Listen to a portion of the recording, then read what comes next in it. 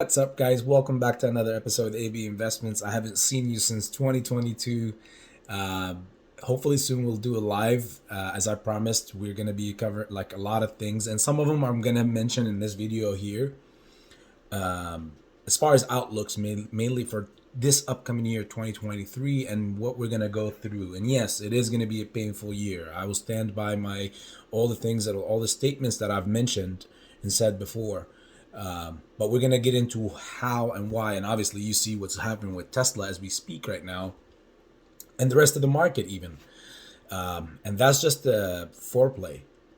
There's a lot more yet to come.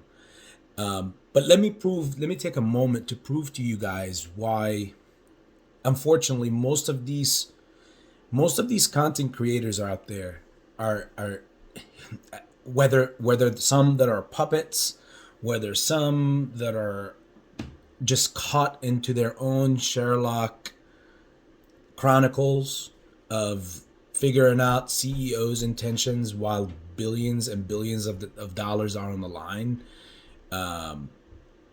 It's it's baffling because it feels like we're in some Chronicles of Narnia show, in their world, in their eyes, and these some of these content creators and even people on Reddit and people on social media in general. Let that sink in. There's billions and trillions even of dollars on the line, and people want to sit there and actually try to decipher the alliances or the best interests, or better yet, where where the intentions of certain CEOs or board members are. And they're too busy caught up into all these conspiracy theories, or even trying to, again, like figure out on whose side is the CEO on, and on whose side is this board on. Yeah, there, and then we got another stupid small fire between meme stock maniacs, between the elites of this side onto this side, and it's so stupid, and it's amazing for the other side. That's exactly what they have always wanted. There's not just one particular way to crack. It's not just one way. The motto for them is to divide and conquer. And to divide and conquer, it's not, there isn't just one particular way to do it. They'll throw many things and see which one sticks. And some of those games have been through these elitist games. Oh, GME versus AMC, and it's so stupid because they've turned it into a sports team mindset, kind of like my team versus yours. By the way, extremely sorry for what happened to the Buffalo Bills player Demar, and hopefully he can get well soon, and hopefully that that was very horrifying, like seeing it yesterday on TV, and especially being from Cincinnati. I actually live close to the hospital, so when I remember when they rushed to the to University Hospital in the helicopter, they did the same thing for Demar as well. So I was able to hear the helicopters passing over my crib. But anyhow, yeah, best of wishes and prayers to his family and to everybody who watched it, and even the players on the field that got traumatized by it. But back to what we're talking about. Yeah, like people are caught up into all that stuff, and easily, like I told you, like the proof is in the is it's not just in the pudding, but it's all around you. If you go back about a year, exactly a year and some months ago, and look, for example, into my channel, and I've like laid out this thing about how the whole system is structured. And this is my personal opinion here. This could very well qualify to be a conspiracy theory. But really, honestly, if you follow the money, you find the answer. That's just the way I go about it. I refuse to sit here and start living in a different world that does not that does not realistically exist, except into our own imaginations, if we would like it to be, or in a perfect world. I'm not going to sit here and waste either time, valuable time, of course, or even a moment on trying to decipher which side is this person on and which side is that one on.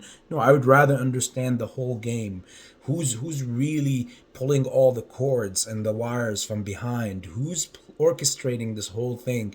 People are just aligning themselves and thinking of, oh, Kenny G, Gasparino, and head shorting hedge funds and blah blah blah. But this thing goes much deeper, guys, and this is not a conspiracy theory. You could go follow the, like I said, follow the money, and you'll see it. You'll see it. You'll see all the links in between everything. Don't just follow where you think someone's son works for, and therefore, oh, that's automatically. I mean, everybody has family, and obviously, people could easily very well work for somebody that they themselves are originally at a cross path with. You know, like again, this is the market. Someone at for that is a family relatives of someone is gonna work for someone that is gonna be on the opposite end. That's just the way that it's structured. I don't care about whose son or whose daughter works for who, and based on that, that means automatically, oh, that's it. Yeah, there you go. That's how we're getting screwed. No, I don't care about that. Mainly, what I actually care about, besides our investment or our money, is who's really orchestrating this whole thing. Because once you see this whole thing and who's orchestrating it and for what reasons, you'll have a better understanding on how to even go about this whole entire thing, and you'll be at much more peace than what it is, or at least you would know what you should do to move forward, or what decision you should make. So personally, for AB, as I've said before, and it's even for more than a year, I've said this. This is something that is so much bigger than a simple shorting hedge fund and whatever. All these people are just all. If you go back into medieval times, into the days of kings and queens and lords and knights and whatever, if we were to go back to that world, these shorting hedge funds and these individuals like the Adam Aarons and the Ken Griffins and all these people they're not the system. These people are only nothing but lords into the matrix. Like, again, if we go back to the medieval times, that's what these individuals will be. They'll be lords in that world, but in this time, that's what their title is. And when you're talking about billions and trillions of dollars on the line, do you think that the way that the economic or the financial system works by leaving the faith or the fate of billions and trillions of dollars in the hands of a couple of guys here and there, specifically guys who are not politically involved, at least publicly? Come on, stick with it. You all know that that's like you. We all of us know that that's the world that we live in. Yet when it comes to investment and the financial market, everybody somehow, and I don't want to generalize, but most people somehow formulate this other world. I don't know from where logic is completely replaced with our own logic, which most of it is driven by our own fears, where people want to hear what they want